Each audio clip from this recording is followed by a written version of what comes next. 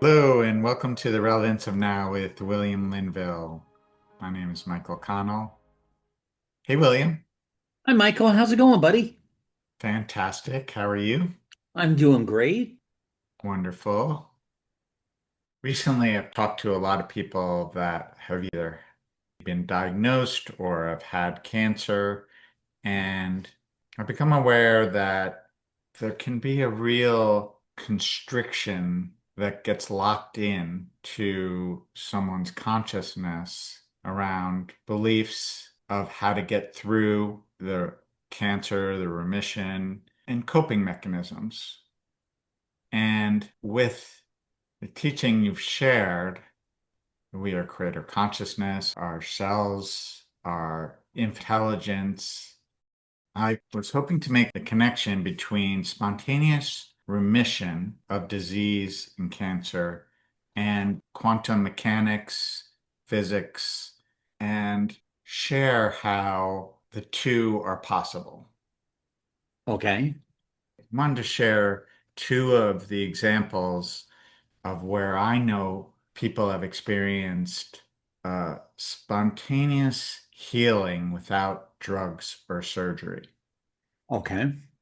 And the first one is a woman named Brandon Bays, and she had a tumor in her uterus, and she knew that the body was intelligent, and she also knew about spontaneous remission, and she embarked on her own journey to see if it was possible for her to heal the tumor in her uterus.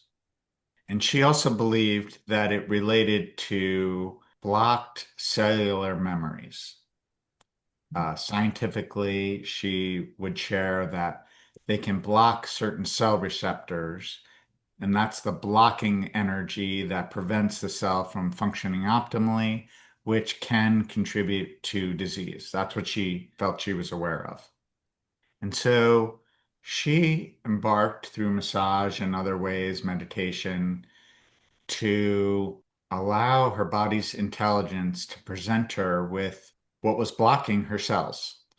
And the tumor just kept growing bigger and bigger and was the size of a soccer ball. And her doctor, who was quite complimentary to her doing this process, said, "This tumor's way too big. You need to do something now." And she's like, "Well, give me one more week." And then she was on a massage table. A memory came up of when she was 5 years old, and her dad told her she couldn't wear a fairy princess dress. And in the end, when she went through a process of releasing the stuck anger she had towards her father for not letting her wear that dress, she understood why she couldn't wear that dress. She saw the whole thing differently. And for her at that time, forgiveness was important to forgive her father and forgive herself. And then 6 weeks later, that tumor was gone. Another example was Dr. Joe Dispenza, who was in a race, a bicycle triathlon race, and he got hit by a car and broke his back in 6 places. And he was a chiropractor. And so he knew what the doctors were suggesting for him when he first went to the hospital was to put two rods in the spine that would be there permanently. And he decided for himself that he knew the body was infinitely intelligent, and he knew that people spontaneously could heal of things. And while he had never heard of someone rebuilding their spine through consciousness and visualization, he decided for himself that he was going to give that a go and take whatever consequences resulted because of it. And so while he was in the hospital, laying on his stomach, because he knew the spine in detail, in the morning, he would visualize his spine perfectly aligned and healthy. And if fears came in, he would start over. And he was very disciplined about it. And it would take at least 2 hours in the morning, and we do that in the afternoon or night. he just kept doing that every day. And he knew the body was intelligent and visualized and believed his spine was healthy, whole, and complete. All the vertebrae and all, however, the construction works of the whole spine, starting at the top all the way down. 12 weeks later, he was walking. Awesome. And he then committed his life to the body's infinite intelligence to heal and how to assist that to occur. And in the work that he does right now. And Brandon Bays also does the same in her own method of facilitating that. And while these examples are showing what's possible, I just want to be clear that we're not suggesting anyone do this, not giving medical advice in any way, and why it was important in the relevance of now and what William teaches to share this with everyone is to share what's truly possible in a body. Exactly. Can you explain in your words how these spontaneous remissions without drugs or surgery are possible? Yes, like Brendan Bayes getting to the constant core, the record, and the effect of what was creating the growth in her uterus.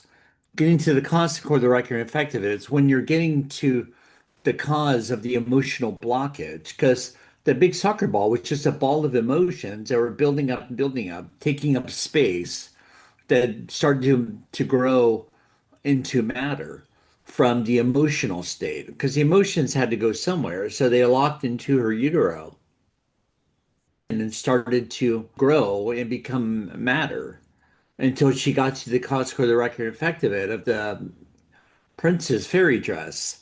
And when she came to terms with that and released the emotion around it, that was when her body was able to say, okay, goodbye, goodbye, goodbye to that emotion and to that judgment, which is so important to release the judgment or release the emotion that then gave her body the permission to heal. Because that judgment, all judgments have to go somewhere.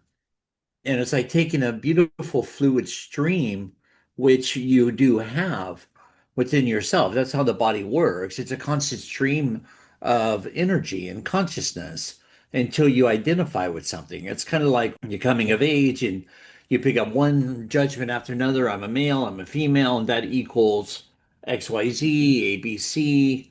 You know, you take on all these labels, all these belief systems, and you start creating all these different limitations upon yourself. You start creating all this buildup and you start limiting yourself, which makes yourself smaller and smaller, which also gets locked into the body, where your body starts going into a state of confusion, but also a state of limitation until eventually you say, okay, no more. And you start waking up from the body. You start waking up from the gender. You start waking up to, hey, I am more than the body. Here I am as consciousness. Here I am as creator. Here I am as spirit, soul, and form. And then you go beyond spirit, soul, and form into I am a facet of creator here with a soul, with form. Now I'm starting to marry and merge and integrate my higher levels, my creator consciousness through this form that happens to have a soul. Now I'm clearing out the soul level of consciousness through the form to where not even the Akashic record realms through the soul level are even having an impact upon my journey anymore. And I'm dissolving the soul level, dissolving all the past incarnational realms to where not even that is having an effect over my physicality, my genealogy, to where I'm waking up to who I am, to where none of this stuff is having an effect, not even by default anymore over my physical form. Joe Dispenza, who got in the accident, then laid there and started to re-guide and retrain his body to rebuild and took his focal point into the vertebrate column, retraining his body how to connect with each and every vertebrae. It's kind of like re-guiding a 3 or a 4 year old because that's kind of what how old the body is. When you really play with the body consciousness, you're showing it and sharing with it what to do re-guiding it how to rebuild, you're re-guiding it what to do, when to do it, how to do it, and you're connecting with it and sharing with it what you would like for it to do. So you're bringing it back on track into rebuilding, restabilizing. And that's exactly what he did, was re-guide it to optimum health and well-being and homeostasis and connecting with it and getting it to regenerate. Because the body's infinite intelligence knows one thing, and the body's purpose is to regenerate, rebuild, rebuild, regenerate, and restabilize and reharmonize, and to maintain optimum health and well-being until the mental, the emotional stuff starts. That's what throws it off in the first place. Wow. Reflecting on what you were just saying about consciousness and when we are bringing the science into this, quantum physics studies, quantum mechanics studies, and there's a famous study called the double slit experiment in quantum physics, and people can go on YouTube. There's plenty of videos discussing this double slit experiment better than I could right now. And one of the things that that double slit experiment shows and proves is that consciousness, the observer within us, can affect the state of biological systems or matter. Yes. And that's really what you just were sharing. And when it comes to our body cells and the fact that they're infinitely intelligent, Uh-huh. the double slit experiment also proves is that until the light in that experiment was the observer, it had the potential to be in many different states. Absolutely. And we apply that to our body cells at any one time. Is that the same for our body cells? Yes. So, under a microscope, if someone looked at a cancerous cell, what they would describe as a cancerous cell, Uh-huh. they looked away and looked back, that same cell could be cancer free. Yes. It's possible. Possible. I think that's profound for all of us to be aware, and especially when we think of the Brandon Bays and Dr. Joe examples, is that the cell that's cancerous at any time has the potential to be cancer free. Totally. If the consciousness, if the environment is created differently. Yes. And then whole thing is, it just blows my mind when to talk about it. But the whole thing is how our consciousness, if we have beliefs, any belief, Yes. any judgment, any limitation in the way we think. It's a limitation of what's possible. It is. Doesn't mean it's bad to have these things. No. It's very logical why we do have these things. And the importance of your message is sharing what's possible. And one other thing I'd like to share of Dr. Bruce Lipton, and I love how he shares this. He talks about the placebo effect and the nocebo effect. And how he refers to the nocebo effect is negative beliefs, nocebo, can cause illness, while positive beliefs, placebo, can result in healing and sometimes spontaneous remission. Exactly. And the nocebo effect he's referring to is just anything, any thought, anytime we're not in the relevance of now, our thoughts and beliefs may be programmed. Yes. And how I practically have applied all of these informations that you've shared and these other dear ones have shared is if I'm feeling a constriction of my thoughts, my energy, my beliefs.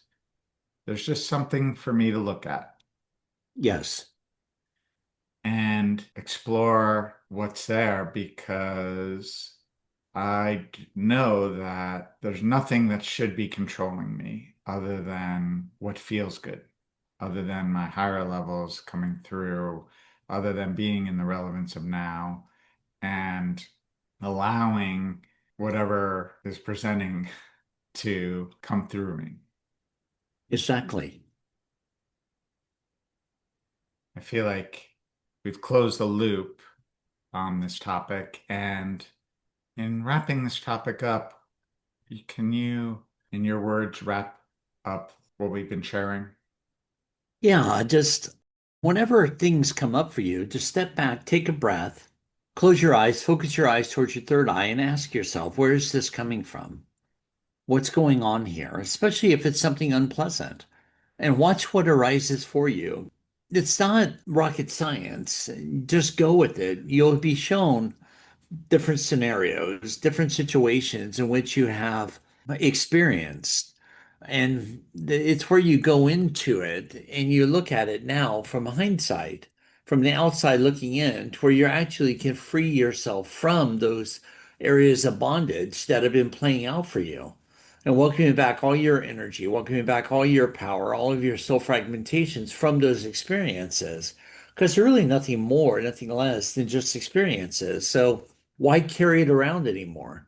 And welcoming back all your energy, all your power, all your soul fragmentations from there to where you're reclaiming your life force, you're reclaiming your power, to where now you're becoming a clear and perfect conduit of divine love and truth, but without any baggage holding you down. Wonderful. And again, I want to reiterate that we're just sharing what's possible because anyone that is experiencing illness or cancer, this isn't negating the complement and benefit of surgery, medical intervention. No, it's all there to complement. I remember when my body had cancer and I learned, oh, if you eat alkaline and if you drink alkaline things, cancer can exist in an alkaline system. And there would be people that would be like, okay, I'm going to do that and get rid of my cancer. And they didn't. And while I did that, I never felt that was in place of treatment. No, I just experienced it as a compliment to my body. exactly. Everything's there for a reason. And I still find it to be a compliment for my body. And this is where we all really have to follow our own guidance that these spontaneous remission examples, and there's examples of people that didn't know their body was infinitely intelligent and didn't notice all of this, and their body spontaneously had remission as well.